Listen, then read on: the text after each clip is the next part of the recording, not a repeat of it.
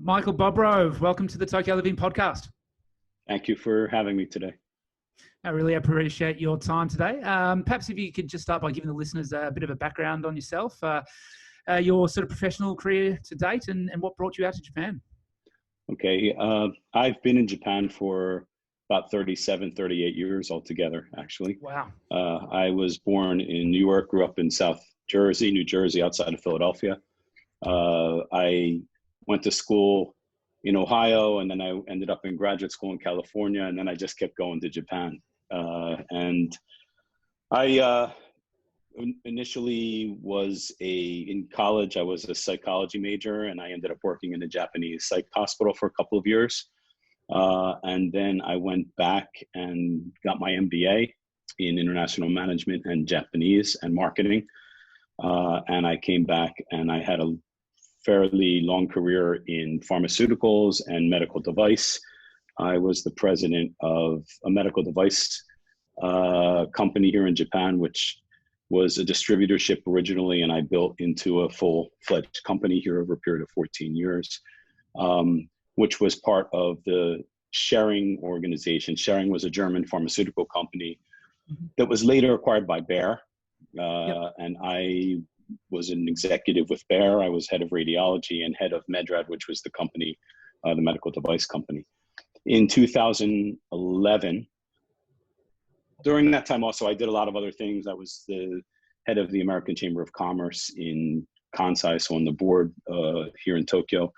And I was also on the board of the American Medical Device Association, which was also located in Tokyo. And in 2011, I decided I was always an entrepreneur at heart, and I decided that it was time. I had actually one of my first bosses in the pharmaceutical company said to me, he was a Japanese guy from Nara, and he told me, you need to be able to remake yourself 3 times. And he set a great example. And he had been a chemistry major.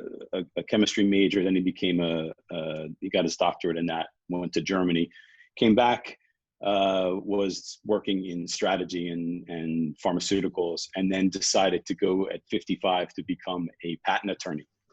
And Wow. that really stuck with me. So Yeah. when in 2011, it took me a couple years to get up not confidence, but just to get everything cleared up to be able to go out on my own. And in 2011, I started a company known as Healthy Tokyo, which is the company that I run today. And I can talk more about that today, but that's kind of how I got here. It was a long journey, and I just, some long period of time, I just shortened that into a very quick synopsis. But anyway. Yeah, that's amazing. Wow, that's an incredible career to date. What was it early on that fascinated you about Japan? What sort of made you come out here in the first place? So I was when I was in college, I met a professor who was of the Donald Keene age, and he had been here during the occupation, and I believe as an interpreter. His name is Harold Wright, and he was also a translator for some very famous Shuntaro Tanigawa Shuntaro, who's a very famous poet in Japan. So he translated his works, and he happened to be a professor who was not my professor, but I met him one day on campus, and he said, if you're thinking of going overseas anywhere, how about Japan? And I said, okay, sounds like a good thing. He said, I'll teach you Japanese. And that's kind of how it all started. It was just when I guess I've always been open to listening and, deciding for myself, but always listening to a lot of people about what's out there. And that kind of got me here. So then I fell in love with the place. Yeah. Yeah. And early on, you said you were working in a Japanese hospital in a psych ward. Yes. I actually in college, I came over a couple of times to do internships. I taught English like most people that you meet from those days. I taught English for a little while. Then when I came back, I worked as an intern for Seiko Epson. And then I went back and I came back again and I worked in a psychiatric hospital for a couple of years in Tokyo. Yeah. Wow. And had you already studied Japanese? Was you Japanese at a decent level at that stage? In college, so Harold, who was my professor, he instilled the confidence in me at that time, especially if you would walk around Japan. So I came here in '82 is the first time. When I came to Japan, people would say, you know, if you're not born Japanese, you'll never be able to speak proper Japanese. If you're, you know, your mouth shape is different, your tongue is different. And Harold was like, whatever they say to you, you're gonna speak fine. My Japanese is pretty good nowadays. So, yeah. But he gave me the confidence and really he gave me the ability to really confidently go through and learn Japanese. So by the time I got to work in a psych hospital, my Japanese was pretty good. That's pretty good. Yeah. The cool thing about that job, besides learning a lot about, you know, how psychiatry is in Japan, but one of the cool things about that job was to learn what the normal is in a Japanese family, you know, because there was a lot of, you know, you have to base all these people that are supposedly abnormal, or have issues and problems at home or with family or whatever. You would have to learn what was normal, and some of those things are not necessarily normal here in, you know, from where we come from. So. Yeah. Sure. So, yeah. Oh, it's very cool. And you've obviously taken all those aspects of your understanding of Japanese culture, understanding of the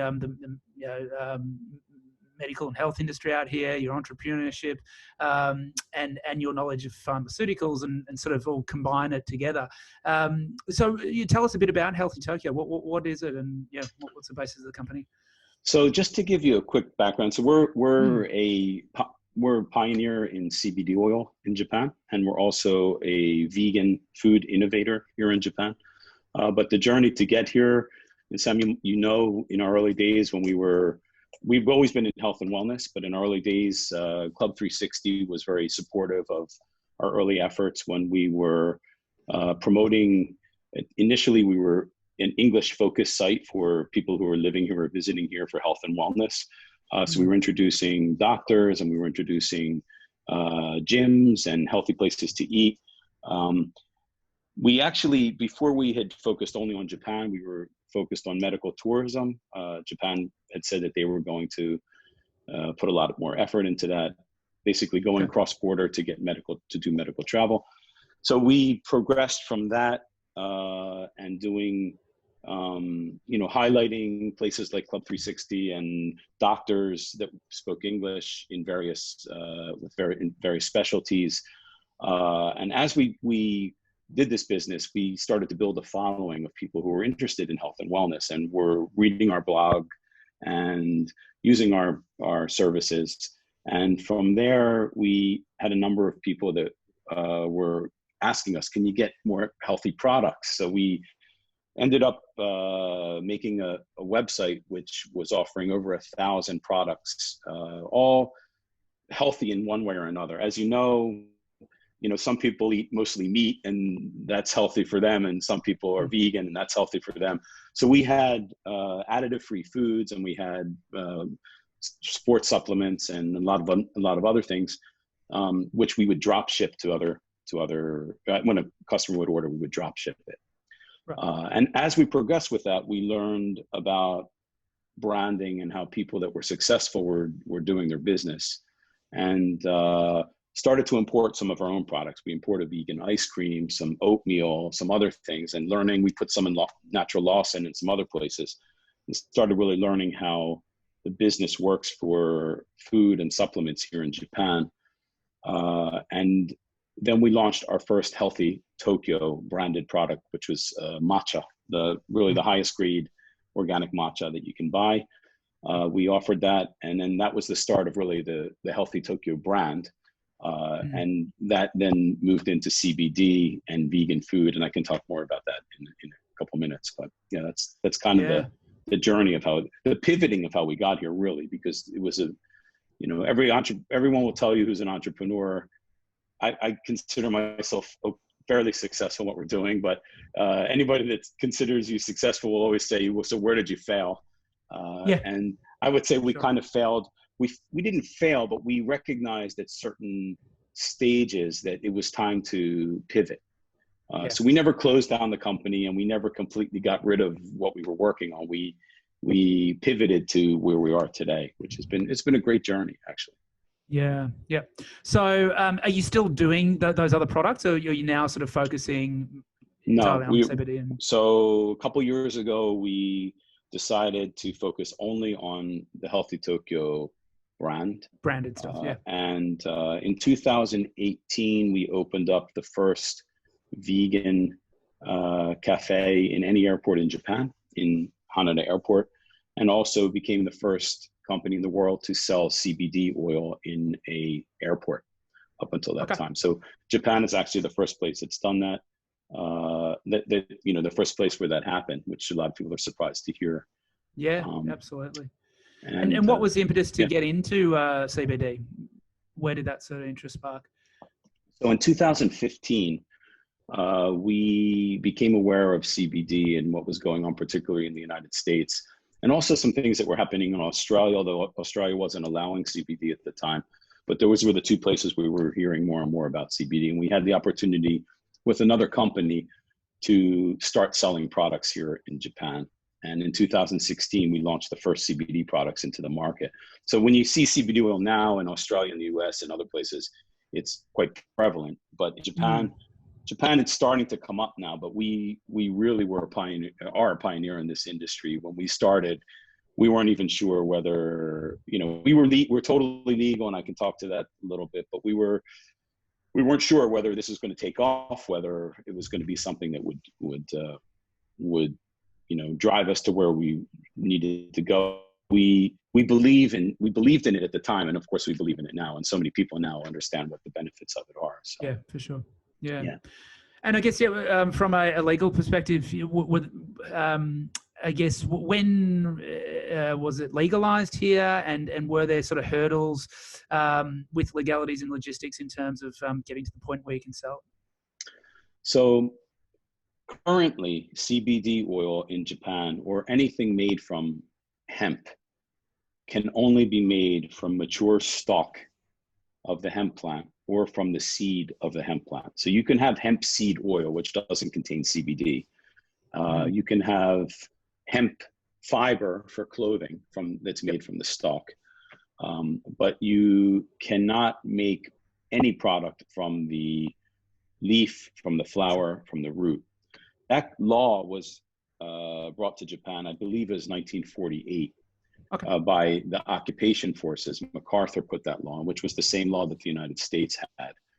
So our CBD oil is made truly from the mature stalk of the plant, and only from the mature stalk of the plant. And this is a very hard thing to do because you don't get that much oil from the stalk. It's much more expensive to get it from the stalk. There's a lot of waxy stuff in there that has to be taken out in order to make an oil that's usable. And it really doesn't make a lot of sense to do it that way, but that's the law. So we obey the law 100%, always have.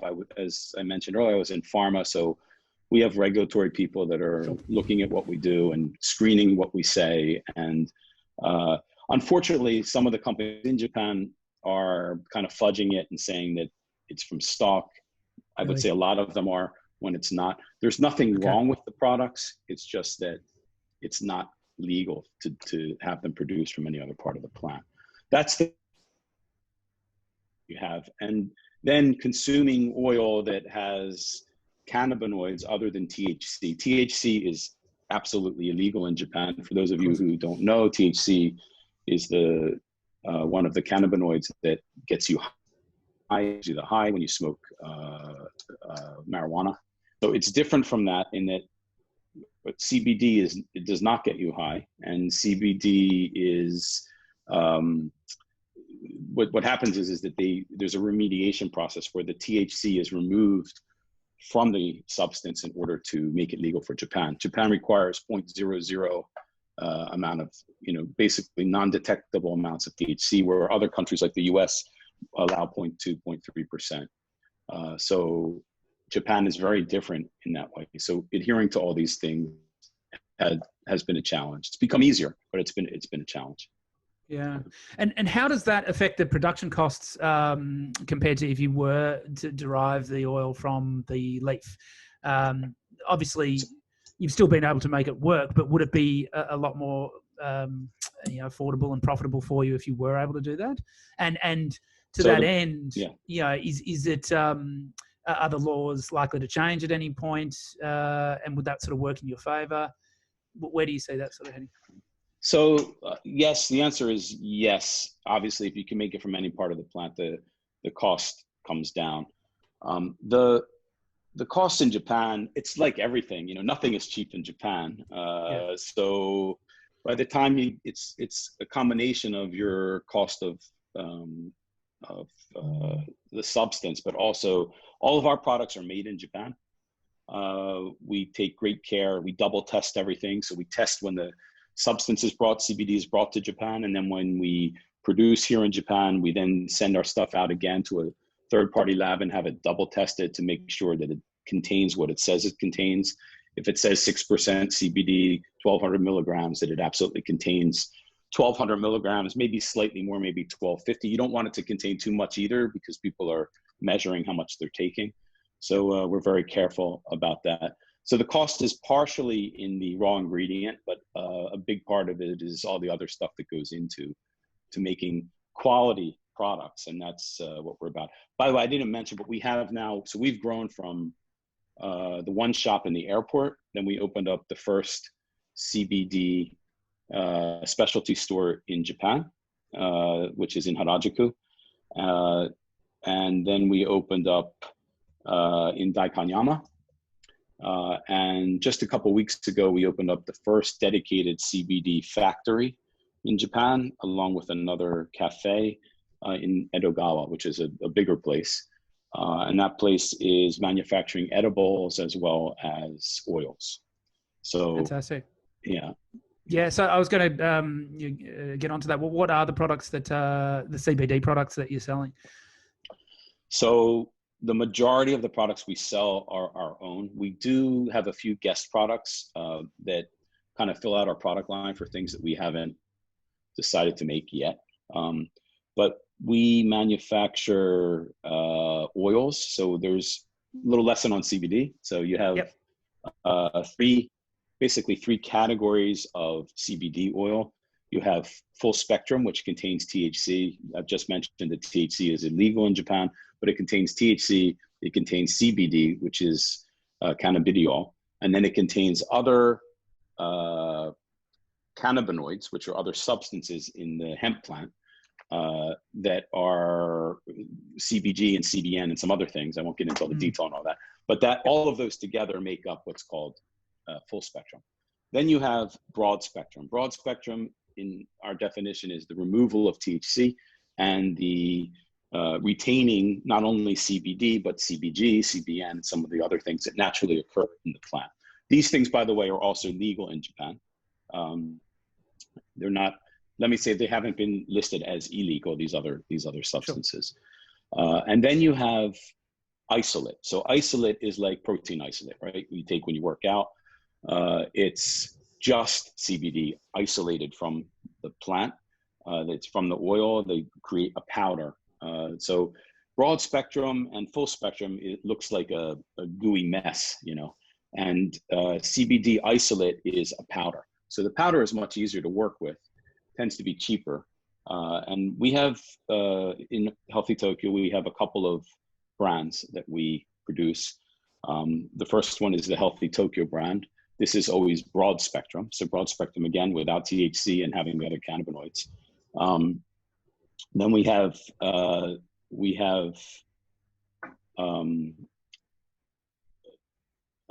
CBD Tokyo line, which is all made with isolate.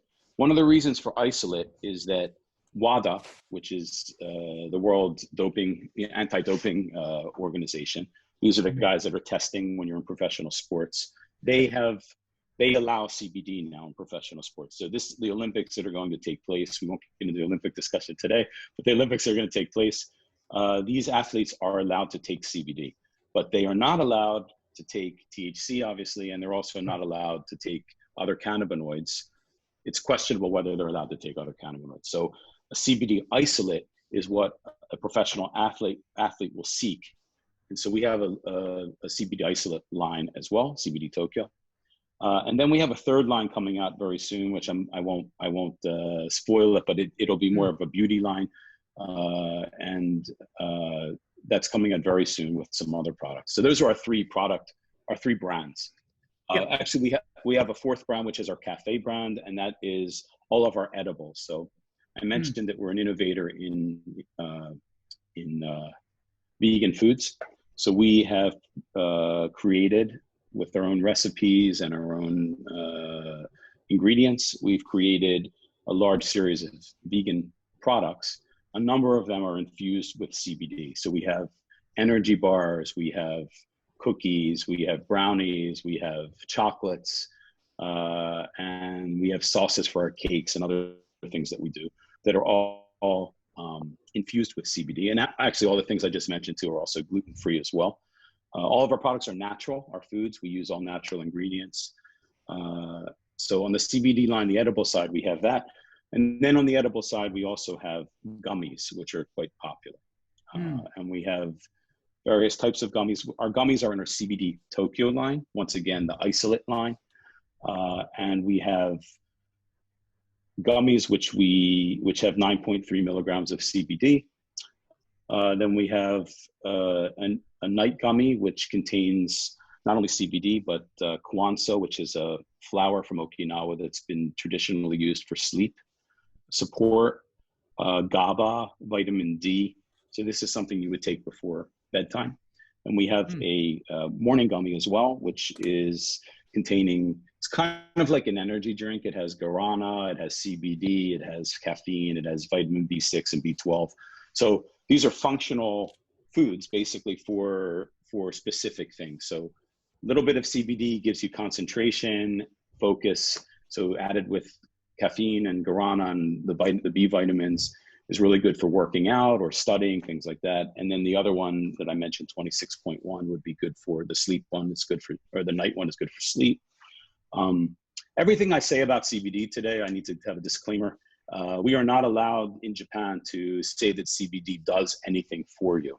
Sure. CBD is considered a food in Japan, but there's a lot of evidence. There's plenty of evidence out there, both some from Japan, from Japanese researchers, but also from researchers around the world, about CBD being very effective for pain, for sleep support, for anxiety, and also for a number of very serious diseases like epilepsy, certain types of epilepsy and other things. So it's that's why it's so popular, because it is working in a lot of these areas. But again, I'm not allowed to say in Japan, this is how it is. So. Sure.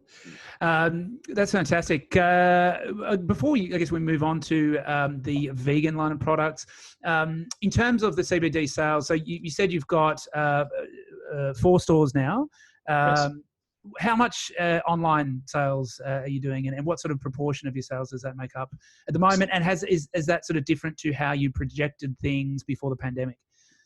So I didn't really finish all the products that we have in the CBD line, but just quickly, we have oils, we have tinctures, which you take either putting in your drinks or your food, but the best way to take it is sublingually under your tongue, holding for 20 to 30 seconds and swallowing.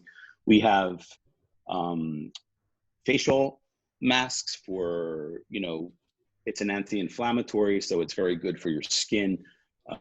We have patches like you would use for salon pass kind of thing, where you have CBD inside, again, for sports pain or muscle pain, things like that.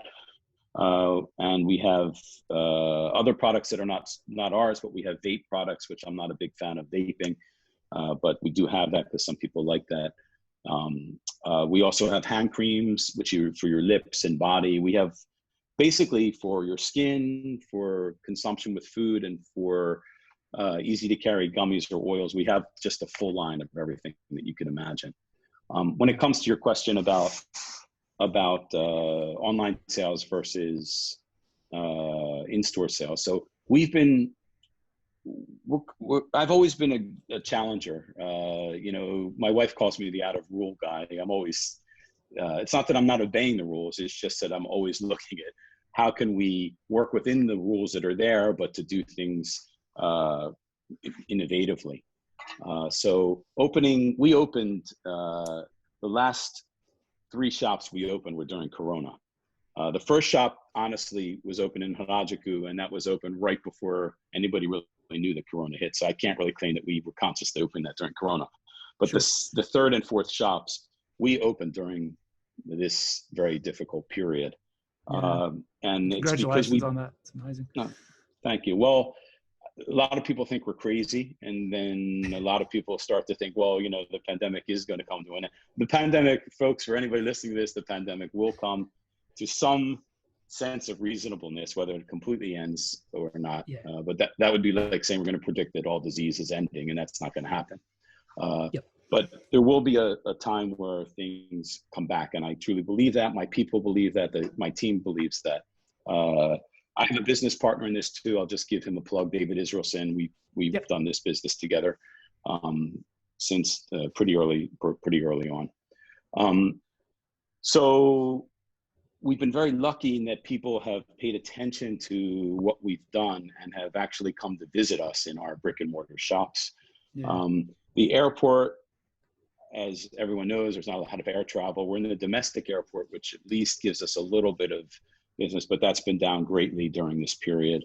Harajuku, where there are a lot of younger people, we're not in the heart of, you know, Takeshita Dodi and the seriously young crowd. We're more in a kind of various age groups come to visit us. But Harajuku, as you know from the news, a lot of people have still been going to Harajuku and going out during the daytime. So we've had a lot of visitors there, and also in our Daikanyama shop. So we've been lucky that although we're a cafe, we're also a CBD specialty store where people come to really learn about CBD, try CBD, for us to explain, and our staff is highly trained in helping people to find the right product for themselves. So people have actually come quite a bit to our brick and mortar places. That being said, obviously online also has grown greatly during the pandemic. I don't really want to talk about the percentage of our business in one particular area. Yeah. You know, one of the things about the CBD business in Japan is that there are a lot of people that are trying to get into it, but there aren't that many people that are really doing it. So a lot of people with 1 product or 2 products, but there are very few companies. And when you look online, someone was asking me the other day, what's the size of the CBD market in Japan? It's pretty hard to find, even in Japanese and English, doesn't matter. It's very hard to find information about what's going on. So we're very transparent about what we do. You can go online, see all of our products. We give our test results to people when they ask. We tell people all the ingredients in our foods and everything else. But there are a couple things that just about our business that we don't disclose, just because we like to try to be, keep our competitiveness as much as possible. For sure. Yeah. So, but the answer to that, the roundabout answer is we were doing well online, and it has definitely increased since the pandemic. What we find though overall is just our business overall for CBD, because of the recognition of CBD over these past few years, has increased. Our business has increased, and even with other companies coming in, Healthy Tokyo, and I think Sam, you know our products to some degree. We like to consider ourselves internally, we talk about ourselves being the Gucci of CBD. You know, we make sure that, you know, can you buy a cheaper bag than Gucci or Vuitton? Yes, you can.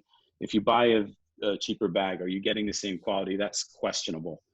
When you buy a product from those companies I mentioned, you're 100% sure that the quality and the workmanship is what they say it is, without any fear. Fully trusting, and that's what we aim to always be, is just a transparent and trusting company and brand.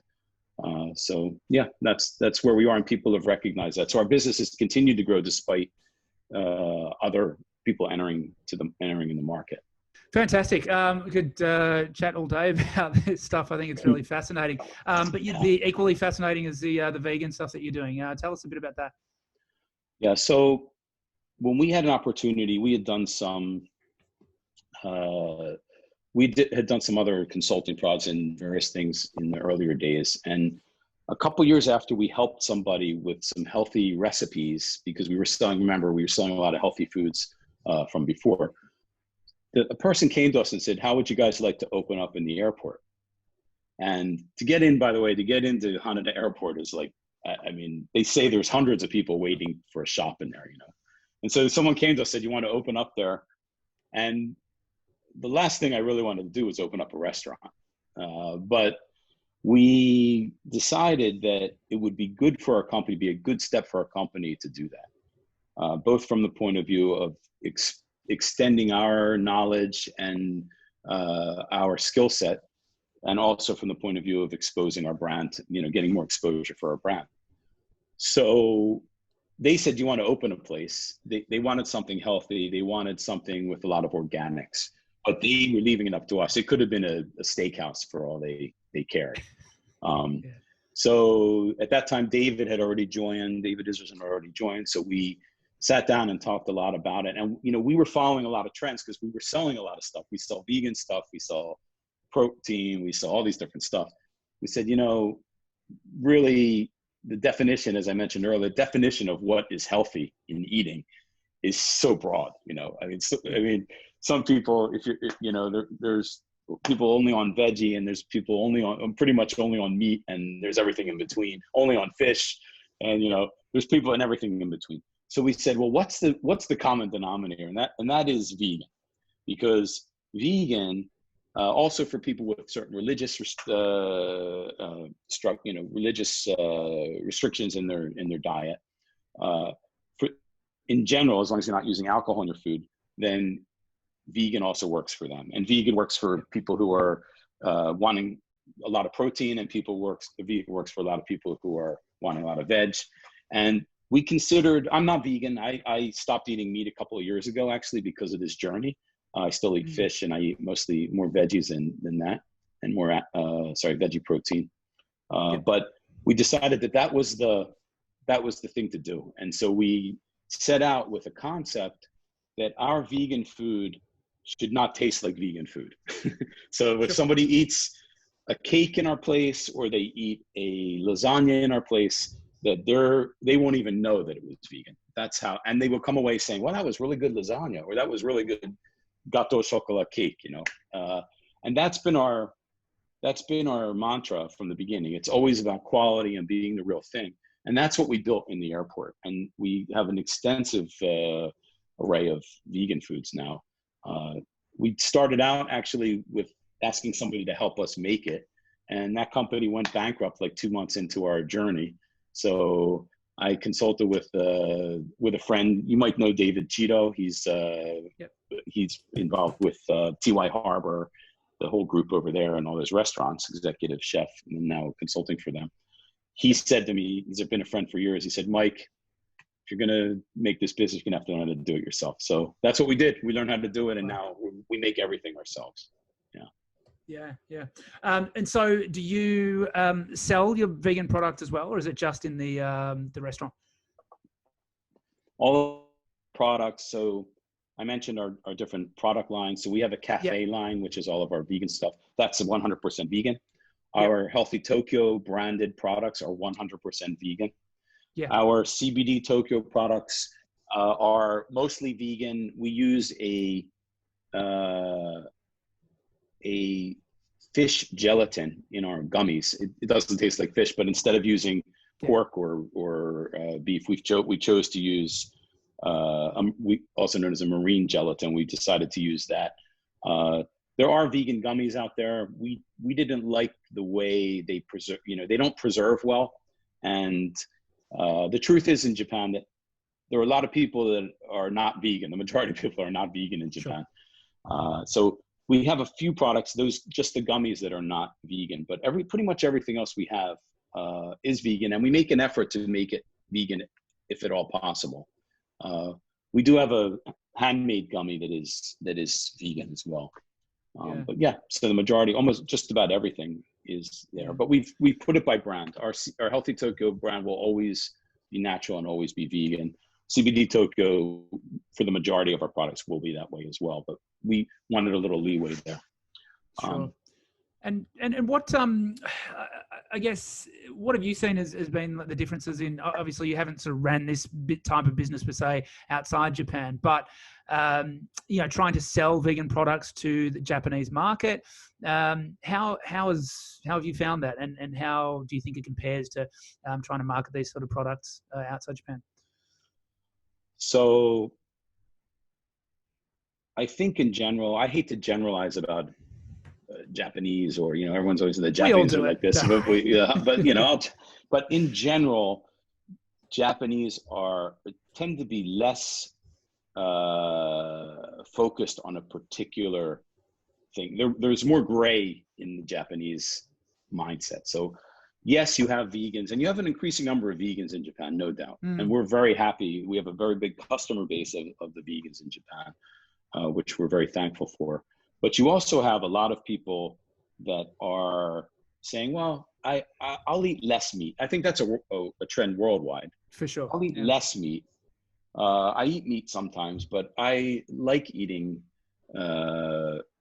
stuff that's not meat. And we get those customers. And then our name is Healthy Tokyo. So when people initially, when people didn't really know about us, they would see this place called Healthy Tokyo. They assume we're going to have something healthy in there. And the truth is that our products are healthy. I mean, cake is cake, so you're going to have sugar in there, but we do use raw sugar, and we do, we do our best for those things if you're going to eat a sweet, and our salads and all that kind of stuff. But I see, I think most of the so-called plant-based offerings in Japan, a lot of them are not vegan, actually. A lot of them, the plant-based is becoming a trendy word in Japan. And what that means is that they're using soy, or they're using some other plant-based substance for the base of the product, but they'll add in eggs and they'll add in other things that are not vegan. Sure. Is 100% vegan. You will not find anything, and we check everything, whether it's whatever ingredient it is. Things like beer, for example, sometimes they use animal products to filter beer, or to finings is what they call it. There's a lot of stuff that we've learned along the way but we've stayed true to what veganism is as far as the products that we prepare. Care to that degree, I would say. I would say that they don't care to that degree. Whereas overseas, if you're vegan, you're going to come in and say, are you sure this is, customers will come in and say, are you sure there's no animal products in here? Are you absolutely sure? We don't get many people asking that, but the fact is that our products are 100% vegan. And as I mentioned before, some vegan restaurants tend to be a little bit more edgy with the type of stuff that they do, appealing to people who are vegan, because they're not able to, especially early on. I think it's changing. We make our products that appeal to everyone. So people come in, they eat our products, as I mentioned earlier, and probably don't know half the time that it's vegan. And we're happy that, we've served hundreds of thousands of meals to people in Japan that haven't used a single animal to prepare them, which means we've saved a lot of animals, and we've helped a lot of people that may have eaten a burger that day to not eat meat. And I think it's a good thing. I'm not against meat eating per se, but I think it's good to kind of keep it less than more is really where I am on it. Yeah. Fantastic. It's amazing what you've achieved with the businesses. What's next for Healthy Tokyo? Where do you see yourself heading in the next 5 years? There's obviously been a massive sort of progression of the business over the last sort of 5 years already. What do you see the future holding? Well, we will continue to make our expand our retail outlets. We'll continue to launch more and more products. We have, like I said, an extensive, I don't want to say we have the largest product line, but we may have, most likely do have the largest product line of CBD available in Japan. We'll keep going with things to innovate and be the first. I didn't talk, the night gummies we've come up with, they're the first ever to be like that. The first factory, the first place to put CBD in coffee in Japan, right? Other people claim it. It's not true. For those of you out there, it is not true. So we'll continue to innovate and also to educate. there's a big part of this business which is about educating the consumer. Mm. One of the things that we've done, we've just formed an industry organization, which is called MAGIC, Manufacturers Association of Japan Industrial Cannabis. And it's for people in the, companies in the industry to properly promote the information about CBD and about cannabis in general, whatever it may be. We by no means are a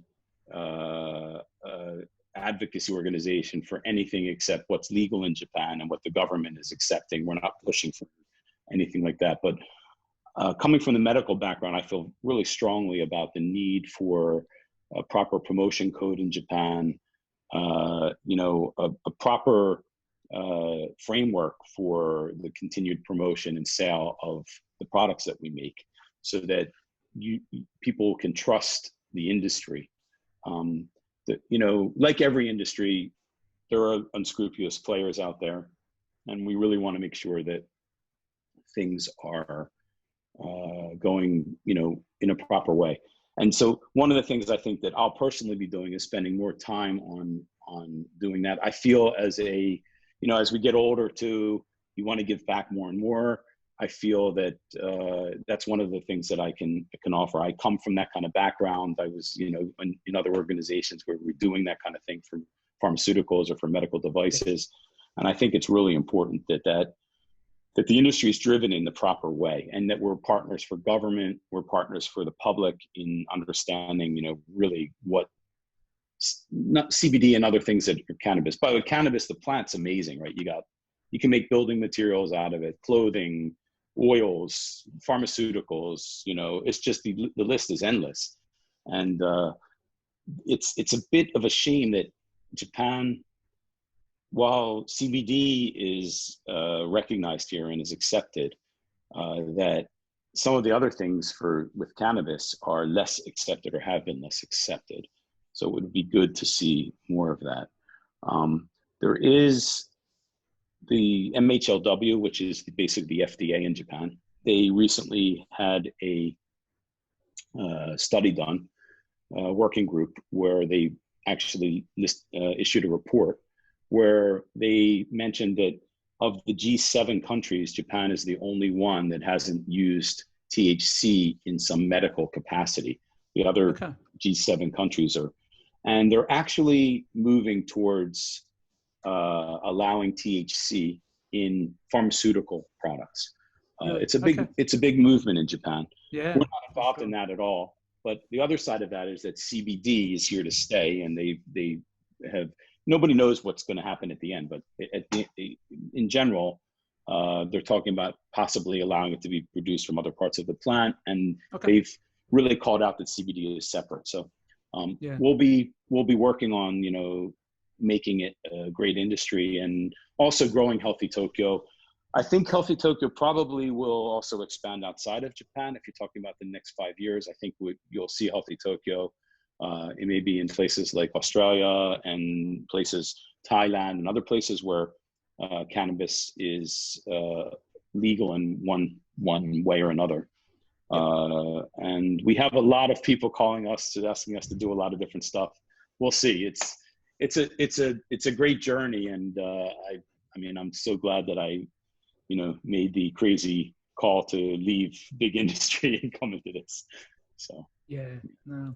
Well, congratulations on everything you've done, and it's really exciting to hear all these plans. And hey, thanks. yeah, if people want to find your products, website, we'll obviously put it all up in the show notes. But yeah, if you can just quickly let the listeners know the details. Thanks a lot. Yeah, so you can see all of our products, everything about us on healthytokyo.com. Yep.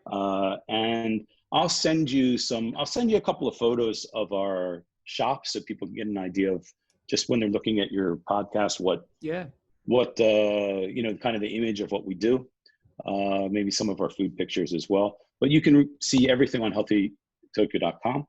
And again, we have 4 shops: Haneda Airport, Daikanyama, Harajuku, and Edogawa. So if you want to come to any of those places, you could see them all on the website as well. Yep. with easy directions to get to the mall. Okay. So yeah. Terrific. So next time you're in Haneda Airport, which will be, I don't know, 2024, you can check out Healthy Tokyo there. Well, thanks very much for your time, Michael. Excellent. And yeah, thank you everyone for listening. And we'll look forward to seeing you on the next episode.